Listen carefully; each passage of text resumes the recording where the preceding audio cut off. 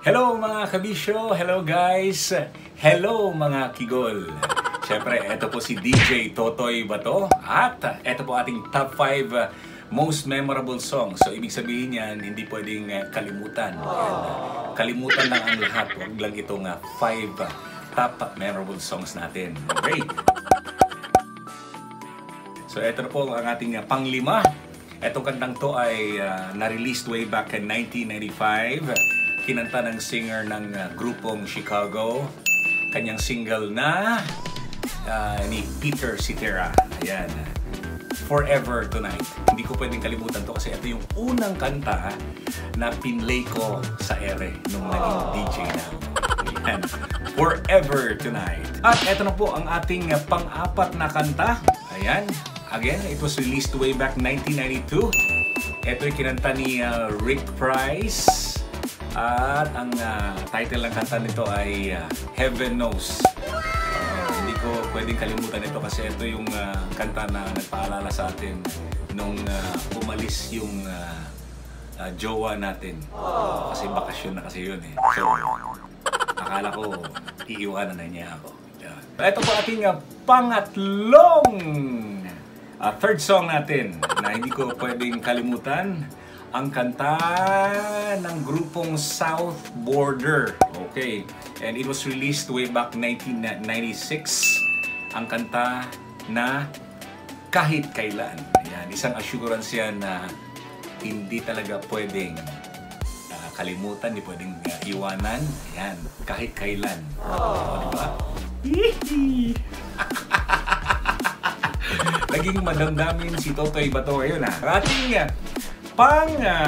ngalawang top 5 songs na hindi natin pwedeng kalimutan. Ang ating memorable song ay kanta ng grupong South Border. Ayan. And it was released way back at 2001. Siyempre, pag nag-aaway kayo, hindi mo alam kung anong dahilan kung bakit kayo nag-aaway. May tampuhan. Kaya itong kantang to bagay ito eh. Tell Me. Yo! Diba? Ito na po ang ating unang kanta na naman na hindi pwedeng kalimutan. At syempre, dapat itong ilagay sa utak at ilagay din sa puso ng ating mga magjowa. Pag kayo po'y nasasaktan, yun. Syempre, it was released way back 2014. Sung by Lloyd Umali. Ang kantang Bakit Kung Sino Pa. Diba? So sa mga mag-jowa, kapag hiniwalayan po kayo, yan, maalala mo itong kantang to. Hindi mo alam, di ba? It's because binigay mo na kasi lahat yung pagmamahal sa iba. Hindi ka na nagtira para sa inyo, para sa iyong sarili.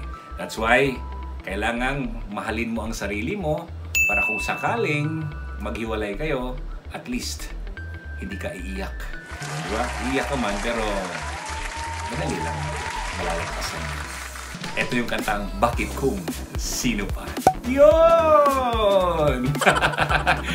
At kabisyo, mga kigol, yan po ang ating top 5 memorable songs po natin. At syempre naman, abangan niyo po ang programa namin ng EDSA. Ayan, alas 5 ng hapon hanggang alas 9 ng gabi, Lunes hanggang Biyernes sa 90.7 Love Radio. Kasama ko po si Tang Henyo at saka si Diego Bandido. Ito po ang nag-iisang kigol. Lucion! Bigyan ako ni mong kigol. Ito po si DJ Totoy Bato. Always your number one SM radio station.